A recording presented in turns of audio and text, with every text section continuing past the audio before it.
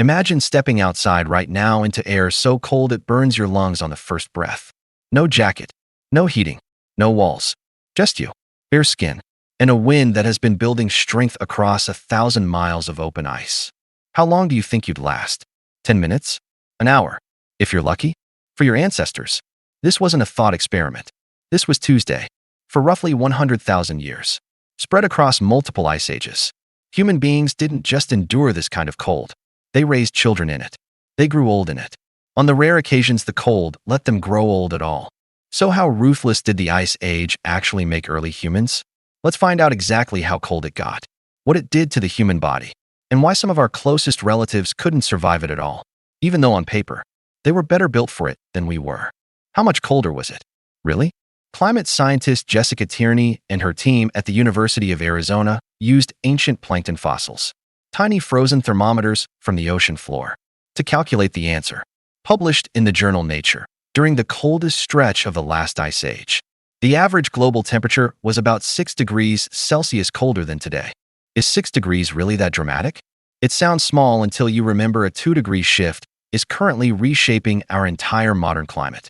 Near the poles and across high-latitude Europe, temperatures dropped far more. In some regions, 10 to 20 degrees Celsius below normal. Ice sheets covered nearly a quarter of all land on Earth. Picture standing on that open tundra. No trees for 100 miles. Wind picks up speed across flat, frozen ground and hits exposed skin like a slap that never stops. What actually happens inside your body? Blood vessels near your skin constrict, pulling warmth away from your fingers and toes to protect your heart and brain. Muscles begin shivering, burning through calorie reserves fast. In clinical studies, unprotected skin can develop frostbite in under 30 minutes. Core temperature can drop into dangerous territory within about 2 hours. 2 hours. That's how much runway your ancestors had. On a bad day. So how did they not simply freeze to death? Generation after generation? Do you think they just threw an animal hide over their shoulders and called it a day? The evidence says otherwise. At Sunghir, in Russia, archaeologists found burials roughly 34,000 years old. Researchers led by paleoanthropologist Erik Trinkaus found thousands of ivory beads arranged in patterns that only make sense if they were sewn onto tailored clothing, not loose hides. One burial alone contained around 3,000 beads, estimated to have taken 10,000 hours of labor to produce. Also found, bone needles carved with a threaded eye, nearly identical in function to a tailor's needle today. Why spend that much time on decoration instead of just staying warm? They weren't choosing between beauty and survival. The tailoring itself was the survival gear. The beadwork signaled identity and group belonging. And in a world this harsh, belonging to a group was survival too. Where do you even live when there are no trees to build a house? At Sunghir, in Ukraine, farmers digging in 1965 uncovered something astonishing. Circular dwellings built almost entirely from mammoth bones.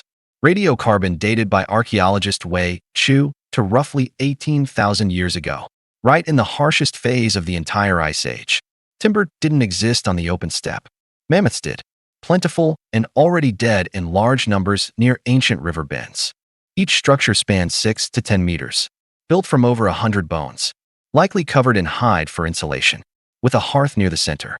Picture a blizzard outside, wind that would flatten a modern tent in seconds. Inside, 5 to 7 people sit close around a small fire, its light flickering off curved tusks overhead. Outside, the wind screams. Inside, it's merely cold, not lethal. Did the human body itself actually change in response to all this cold? Researchers including Trinkaus and anthropologist Trenton Holliday found a pattern lining up with Allen's rule in cold climates. Shorter limbs mean less surface area exposed to freezing air, meaning less heat lost. Neanderthal skeletons from cold European sites consistently show shorter shins and forearms relative to their upper limbs, and wide, barrel-shaped torsos built to retain heat, a pattern called Bergmann's rule. Some researchers who've plotted these limb ratios against climate have found Neanderthals appear even more cold-adapted than modern-day Arctic populations like the Inuit. So if Neanderthals were the best cold-adapted humans who ever lived, why aren't they still here? This is the twist. Neanderthals vanished from the fossil record roughly 40,000 years ago, while anatomically modern humans, with our worst cold physiology, kept expanding and are, obviously, still here. Researchers including archaeologist Clive Finlayson who has spent decades excavating Neanderthal sites in Gibraltar, argue the answer isn't about bodies. It's about behavior and networks. Modern human groups show far more evidence of long-distance trade and rapid technological exchange. At Mezhirek, archaeologists found ornaments made from amber and shells that don't occur naturally within 350 to 500 kilometers of the site. Those materials were being traded across an enormous, hostile landscape, proof of connections that meant help existed somewhere beyond your own small group. Neanderthal populations, by contrast, lived in smaller, more isolated bands, individually stronger, collectively more fragile. But does isolated mean uncaring? At Shanidar Cave, in Iraqi Kurdistan, archaeologists found a Neanderthal man, Shanidar I, who died between 40 and 50,000 years ago. His skeleton shows a crushing skull injury, likely leaving him blind in one eye, a withered arm eventually amputated at the elbow, a damaged leg, and, according to Trinkaus' analysis, profound hearing loss. Someone with this combination of injuries doesn't survive alone in a landscape where hunting parties communicate through silent hand signals. Yet healing in his bones shows he lived with these impairments for roughly a decade before he died, fed and protected by people who gained nothing obvious in return. So even inside the species that eventually disappeared, the same instinct kept showing up: don't leave your people behind, even when it costs you. Was any of this unique to Europe? As the ice locked up huge volumes of water, sea levels dropped roughly 120 meters, exposing a land corridor called Beringia connecting Siberia to Alaska. Groups that pushed into the Arctic show the same compact body adaptations, and modern Inuit populations still carry metabolic legacies of thousands of years spent processing extremely high-fat diets. How close did the whole species actually come to not making it?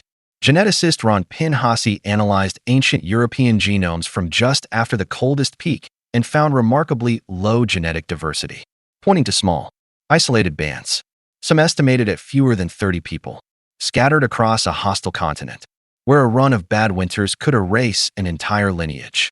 How many children actually survived? Skeletal demographics from across this period suggest close to half of children didn't reach adulthood. A body still growing has almost no thermal buffer against cold this extreme. That reframes those Sunghir burials.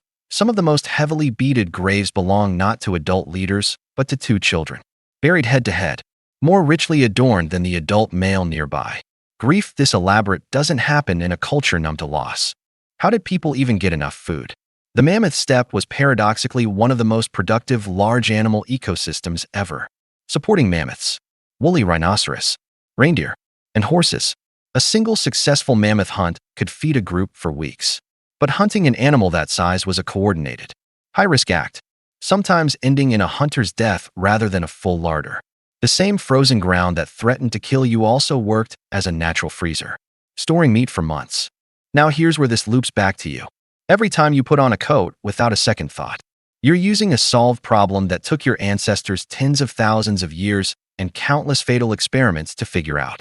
Every time you walk into a heated room, you're standing inside the effortless descendant of a mammoth-bone dome that once stood between a family and a wind that could kill them in 2 hours. Every time you reach out to another person when things get hard, you're running the exact strategy that let a physically weaker species outlast a stronger one. Wide networks distributing risk. So no single failure becomes the whole story. So, how ruthless did the Ice Age actually make early humans? Ruthless enough to kill roughly half the children born into it. Ruthless enough to quietly rewrite the human skeleton, generation by generation. Ruthless enough to erase an entire cousin species that was, in almost every measurable sense, better built for the cold than we were. But not ruthless enough to erase cooperation. Not ruthless enough to stop people from spending 10,000 hours decorating a child's grave with beads, or a decade caring for a man who could give nothing back. Step back outside, into that freezing wind from the beginning of this story. Feel it bite at your skin. Now imagine, just past the edge of that wind, a low glow of firelight, a ring of hide and bone holding back the storm. People inside, cold but alive, together. That's not just their story. If you're reading this, warm, connected to other people right now, that's the ending of their story too. And somehow, against every ruthless thing the Ice Age threw at them, it turned out to be a beginning instead. The cold never actually left you. It just moved in and stayed as the reason you know how to survive anything at all.